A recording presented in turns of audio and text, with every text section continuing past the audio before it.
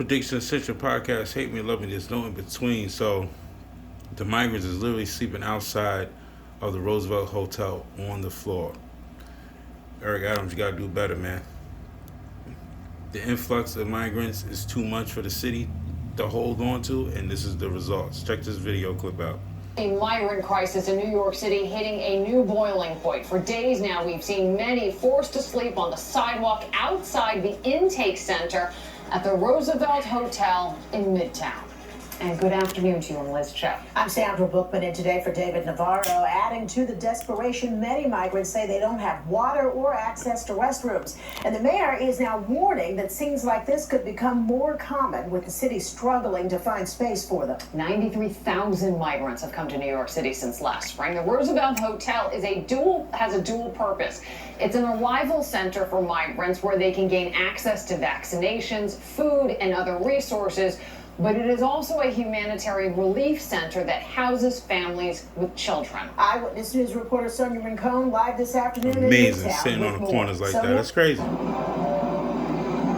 Liz and Sandra, the evidence of the shelter shortage, you can see it with the lines that are growing each day of mostly men waiting hours and sometimes days just to register at the intake center here at the Roosevelt Hotel. Now, the city has a legal obligation to provide shelter to anyone who requests it, but the Legal Aid Society says it is considering filing litigation to enforce the law, since it would appear that the city is failing to meet that obligation if people are sleeping in the streets overnight. The mayor says the city is currently caring for 50,000 asylum seekers, but as you mentioned, 93,000 have arrived since last year, and hundreds more continue to arrive by the day. We need help, and it's. The question is where they're going and who's safe in the city, because you gotta remember, some of these dudes is running from Interpol, immigration. They can have issues in their own country. They're not all peaches and cream, buddy people coming from all over. These are the dangers that he's putting New Yorkers through, and he might just be done. I'm sorry to say, Eric Adams, you might lose your vote, man, for the second term. Not going to get any better. Mayor Adams says the strain on the city is only going to get worse. The lines outside the Roosevelt, which were blocks long on Saturday in the heat and rain, are shorter today, but there are still dozens of men waiting more than 24 hours who slept out here last night in the morning, washing up on the street for another day of waiting to be processed at the intake center here and taken to a men's shelter, since only families with children can stay at hotels. Across the street, the owner of Amos Restaurant says the sight of the men lining up for the last couple of weeks and charging their phones in his outdoor dining space has hurt business, but that it wasn't an issue at all when it was just families staying inside the hotel. We were all happy about it.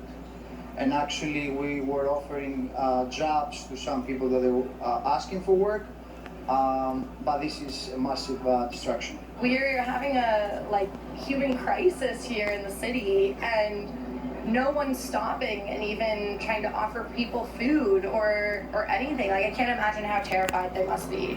Staff members at the center in the hotel, run by Health and Hospitals, are distributing some food and water, but this asylum seeker from Senegal told us through a translator the days-long wait has been tough, mostly because of the uncertainty. They don't allow them to go anywhere.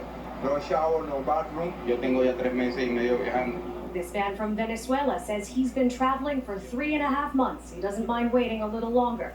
The men receive what look like raffle tickets to mark their spot in line. Privilegio estar aquí en Nueva York. This man says he just feels privileged to be in New York City and wants to get on his feet. But that means being able to work legally, something Mayor Adams continues to push the federal government to expedite. There's nothing more anti-American than you can't work. And